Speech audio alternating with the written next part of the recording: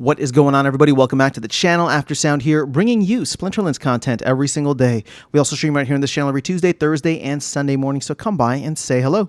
This video is also brought to you by my music. Since we don't do any sponsorships here on the channel, I'll go ahead and show my music, which is available anywhere you stream music today under the name Aftersound, of course. So check it out. Let me know what you think, and I appreciate the support. All right, guys, I put together a poll. So shout out to Peak D, shout out to Peak Monsters and the team for putting this together in the sense of like the polls. It's actually a really cool feature. I know Claiborne had used it for a bunch of things, and this is the first time I've ever posted anything in terms of a poll. But in setting it up, it was awesome. So I just want to give them a shout out because this is a really cool innovation. Now, what I want to cover with this poll is trying to figure out what price point people would be willing to buy promo cards. Now, you know, as I note here, this is not affiliated with the Splinterlands team. I'm not collecting data for them or anything.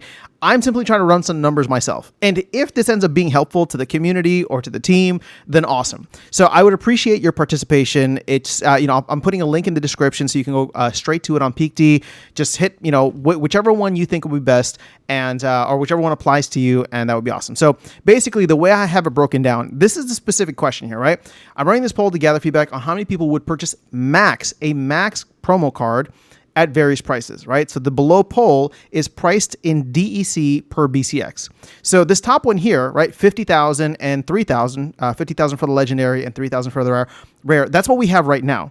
I also, and then I just kind of scale it down from there. 40,000, 2,400, 30,000, 1,800, 20,000, 1,200. And the idea with this is just to find out what is like the maximum limit. So I'm asking folks, and you can see there's a couple of votes here. Like, don't just go vote for the lowest one. I'm asking like, what is the highest that you would actually pay? So, open your wallet and ask yourself an honest question of how much you'd be willing to pay for these. Here's the thing. I didn't put a zero option because honestly, that's irrelevant. So I know I'm going to get a lot of comments on here be like, oh, you should have put a zero option. That's not what I'm trying to collect. That's not what I'm trying to gather. There are people that want to buy cards. And from those people that want to buy cards or have bought cards already, what I'm trying to gather from this is if we were to hypothetically get to one of these lower amounts, right? Would that actually equate to more sales and more DEC getting burned? Because this is going to be a big question as we come up to the end of this first Hall of Legends phase or whatever it is, right?